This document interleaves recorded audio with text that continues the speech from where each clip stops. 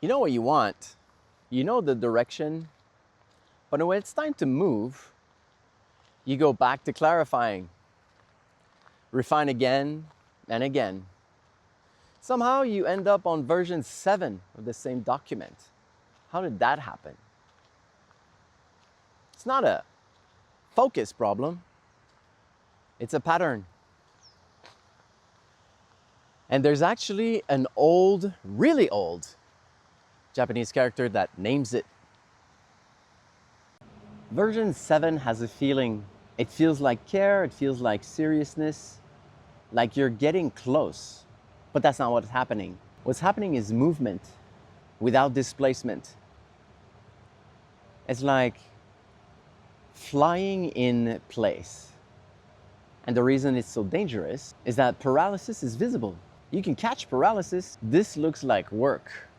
It feels like quiet satisfaction. It feels like forward motion. But underneath it, something is scattering, and it's been scattering longer than you think. Because there are two kinds of loss, and you're living inside the harder one. Here's what separates them. The first kind is simple. When you have no direction, there are no stakes. You move one foot in front of the other. Yeah, it's uncomfortable sometimes, but you can't lose what you haven't found yet. You don't even know what you're missing. The second kind is different. You do know. You can feel the direction, you've felt it for years, but you still can't commit to it. That's not confusion, that's not laziness, that's not even a productivity problem. It's something older than that.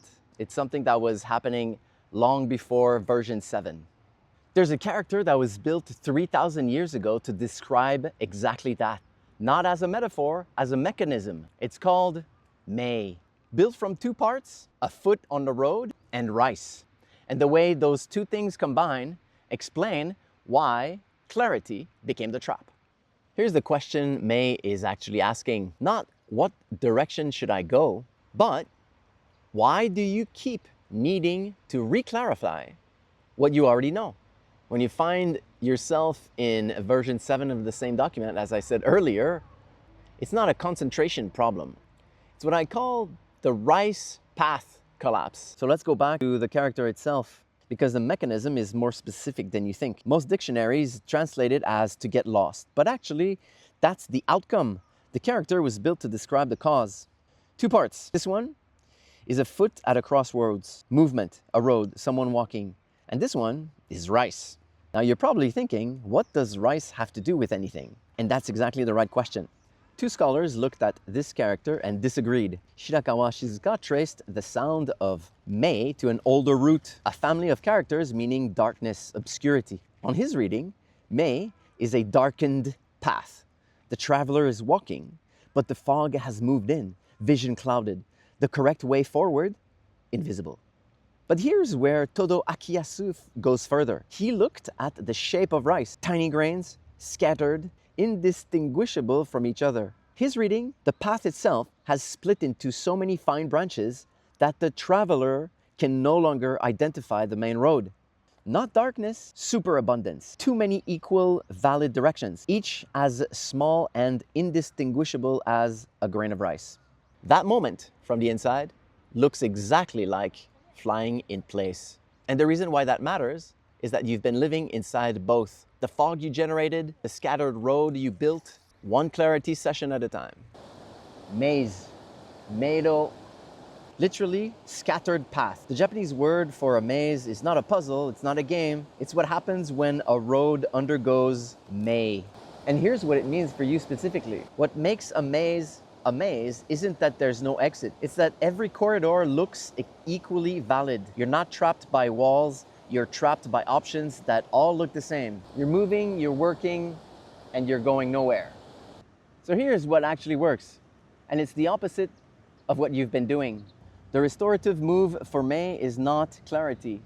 It's what I call the single branch commitment. One direction before the fog lifts, before the risk disappears. Not because the path is proven, but because walking it fully is the only thing that makes the scattering stops. You don't think your way out of May.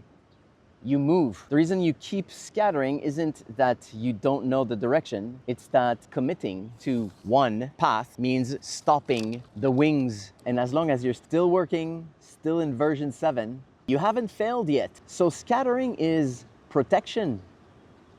Flying in place is protection. And the thing you're protecting yourself from is the version of you that finally has to find out. There's a version of being lost that looks like confusion, and a version that looks like work. The second one costs years because it has outputs. It has version numbers. It feels like flight. But underneath it, the path has scattered into rice. And you're the one who scattered it. May was built thousands of years ago to name exactly that. Not to judge it, not to fix it, just to name it. The reason naming it matters is that the thing that you can finally see, you can choose to walk one branch all the way to the end. What's the one direction that you already know that you keep finding reasons to clarify instead of walking?